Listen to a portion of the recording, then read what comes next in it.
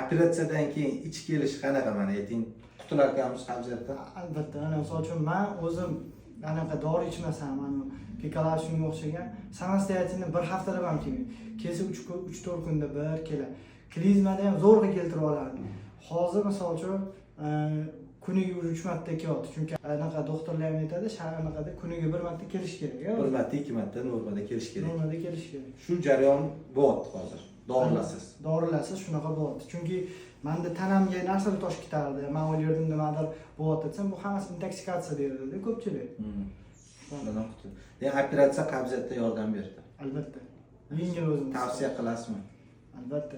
Og'riqlar bo'ladi, to'g'ri. Operatsiyadan keyin, misol uchun, birinchi, ikkinchi kuni og'riq bo'ldi, uje trubkalarni olib tashlagandan keyin bu og'riqlar ketdi mana. Trubka olib tashlagandan keyin hammani sog'lom o'zim oyog'im bilan chiqib ketaman.